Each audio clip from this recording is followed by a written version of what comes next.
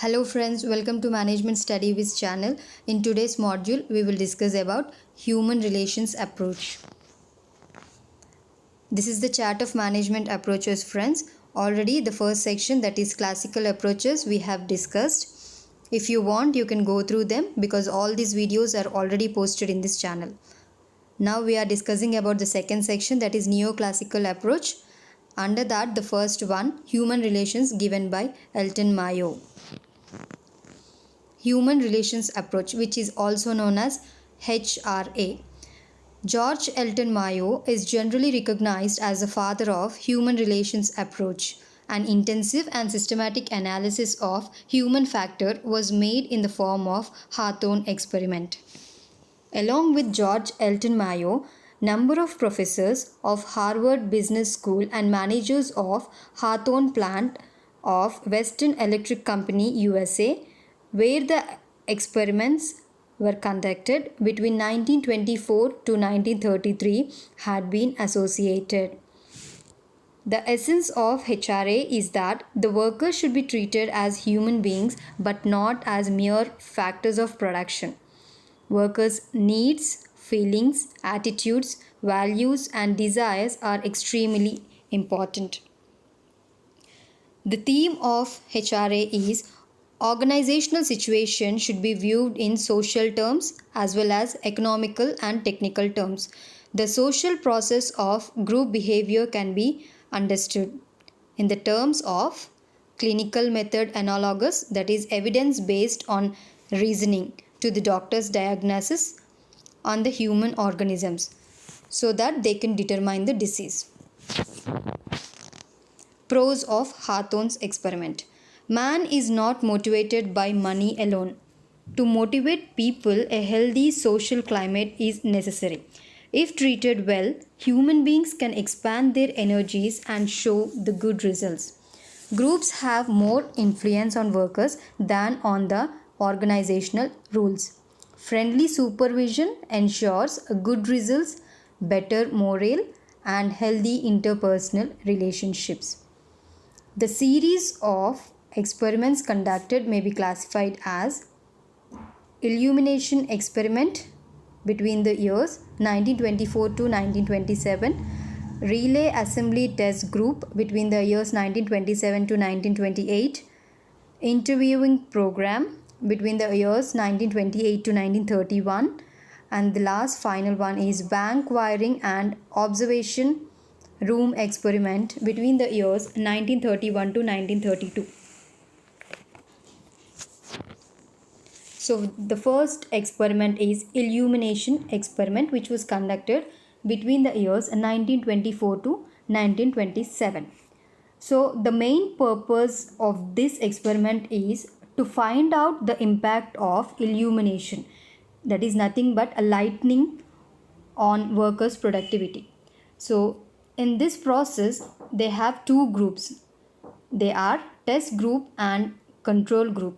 Test group can be systematically varied, where the productivity increased as the intensity of the light increased. Under the control group, lighting was constant and the productivity was increased though the light was constant. So from these experiments, it was revealed that productivity could be increased not only by improving the working environment but also through informal social relations among the members of the working group, which means there was something else that influenced workers' performance besides lighting, that is illumination. And the next one is relay assembly test group, which was conducted between the year 1927 to 1928. The purpose of this experiment is to find out the effect of working conditions on the workers' productivity.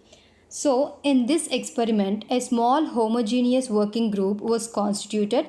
Several new elements were introduced in the work environment, such as shorter working hours, proper rest periods, improved physical conditions, friendly supervision, free social interaction among the group members, and so on. During the period of this experiment, productivity and morale was increased. Productivity and morale were maintained even if the improvements in the working conditions were withdrawn.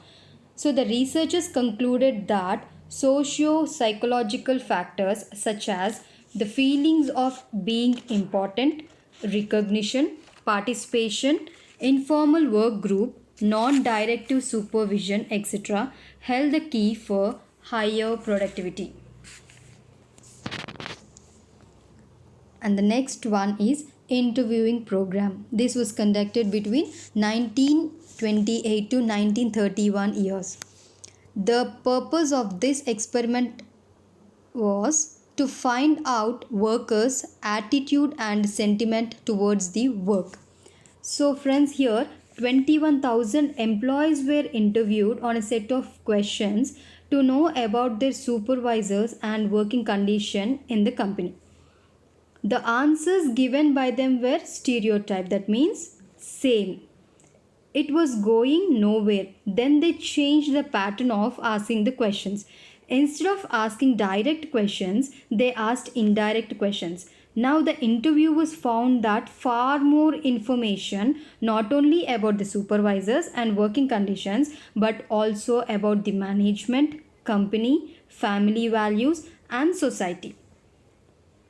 So workers wanted someone who could listen to their problems.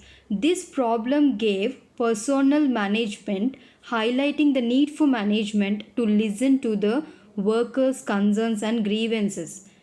And here it was proved that informal work group is the best.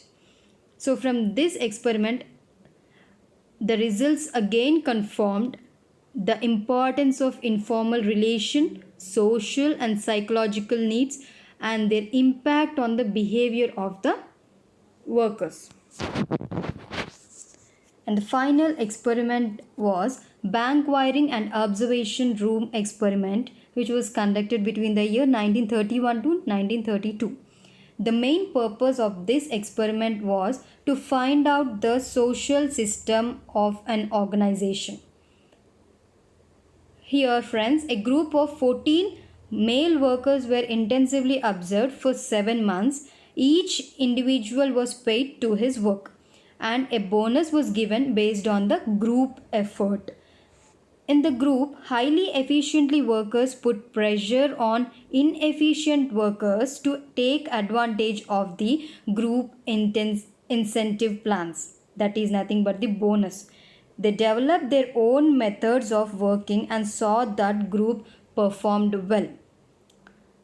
So, here group norms, group beliefs and sentiments had great impact on the individual behavior than on economic benefits. So, the observation revealed the informal production norms set by the workers and the existence of the informal relations in the group. So, the conclusion, friends, a factory is not only a techno-economic unit but a psycho-social organization. The managers must understand and recognize the interpersonal and group relations on the job. Physical conditions of work have some influence on the workers' morale and productivity, but their interpersonal relations, attitude of the supervisors, and other social and psychological factors have a greater influence. So with this we can conclude this video, friends. Hope you all liked the video. Please like, share and subscribe my channel. Thank you.